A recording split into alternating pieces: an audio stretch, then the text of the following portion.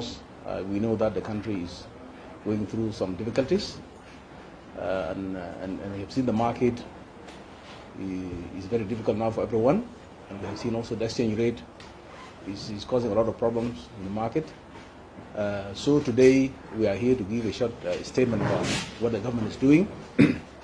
So the intention of this is just for you to be assured as people of South Sudan that the government is working very hard to address the current situation that we are in.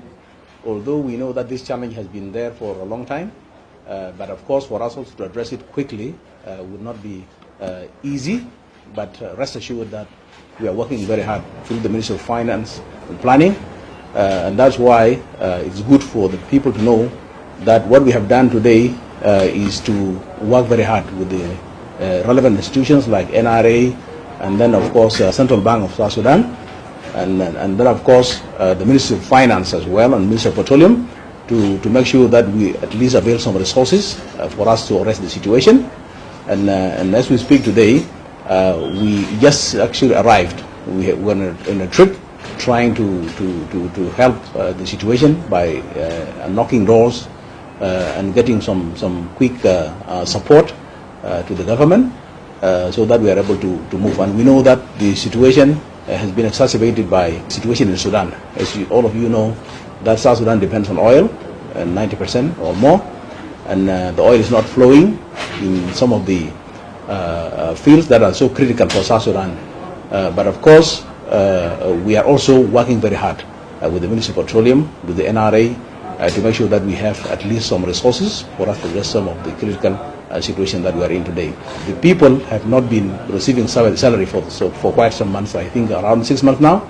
There has been no salary at all, and the market also has gone very high. So it's very difficult for us, and we understand the resilience of our people, that the market is not in favor of anyone.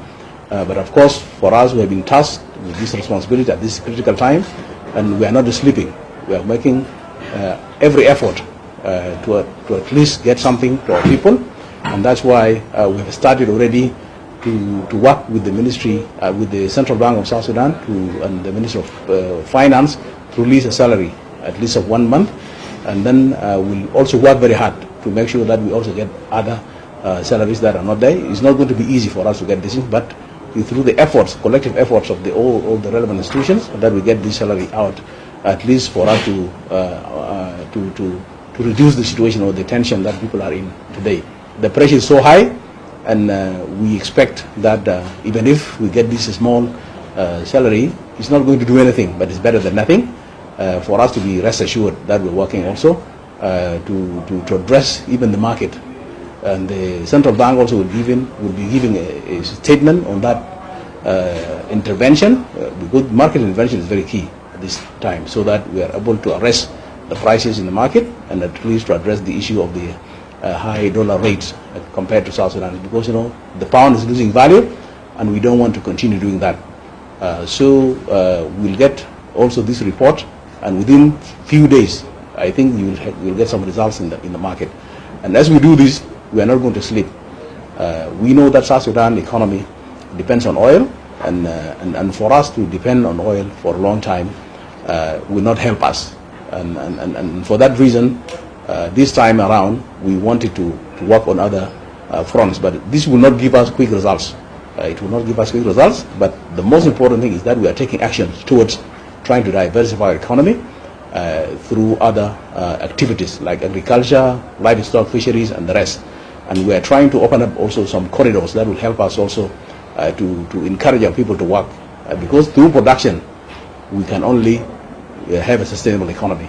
But an economy that depends on oil alone cannot help us as a country, and therefore we want to reassure our people that the government is working and everybody is working, and we want to encourage you, especially this year, that let us go and work very hard. And all the difficulties that we are facing, I think, will be addressed as well, especially in terms of connectivity, and of course in terms of sometimes the fuel that the farmers will need. These are the issues that we will address in the due time, in the due course. And this is the message I wanted to pass to you today. We are working with you, and we understand the hardship that people are going through, and this cannot be ignored, because it is seen by everybody, and we feel it as well. And this is the reason we are calling you today, for you to disseminate the same message to our people, message of hope. And of course, we also appreciate their resilience because they have been patient for a long time, and we want to work very hard also to make sure that we reduce, the situation into a normal situation that people will be happy, at least in the long run. This is not easy. It requires patience. It requires also people to be patient, and then people also to work very hard. And especially around Juba and other places in Upper Nile and Bahar Ghazal, we wanted to work very hard this year. The issues of Sudan will perhaps take a long time. We don't even know. So we should not continue to rely on those. We have to rely on ourselves this time.